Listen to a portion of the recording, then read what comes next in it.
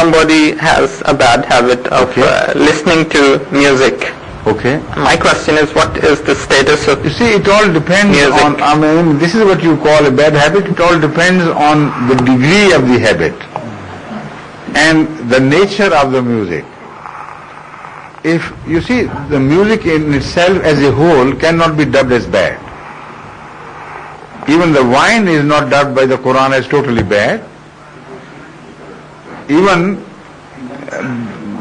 juggling and these things are not dubbed as entirely bad.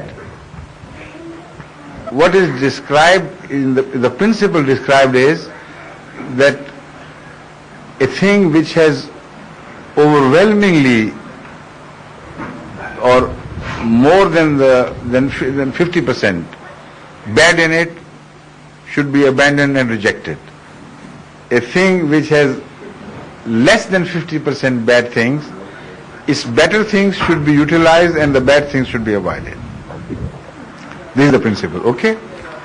Now music falls in the no man's land, in fact. It is neither forbidden entirely nor permitted without any conditions. We know at the time of Hazrat Muhammad Rasulullah Sallam, when he walked into Medina, the ladies of Medina welcoming him sang a song of welcome, plus they beat on the drum. This is called daf. No, that was a sort of music available to the Arabs. Nobody can say it was not music. But this was not the practice of Rasulullah Sallam to permit the companions to go on enjoying music, revelries and music, sessions, and to be given up to music. That was not their habit. Instead, they enjoyed recitation of the Quran or listening to the good verses and meaningful verses of great poets. But gradually their taste was developed and they shifted from poetry to the Quran ultimately. So it requires some time of patience to improve the quality of your taste. And without that, to abandon certain things would be rather cruel. In these things, it's a matter of taste. In some other things, the matter of prohibition is fast and hard, and you can't change it. You can't say, I have to improve my taste for water before I can stop drinking wine. No, that will not be permissible. Because wine is forbidden, and what is forbidden is forbidden. But music does not fall into that category. For that you can acquire a wise approach of systematic, gradual deliverance from that habit. You understand? Got it. And as far as the pop music is concerned, I don't know how people can tolerate that. Just sheer nonsense. No, I don't disrespect music altogether because I know the classical music had some nobility in it. It brought up the best in man in a way that man would not understand. But the music writers were noble-minded.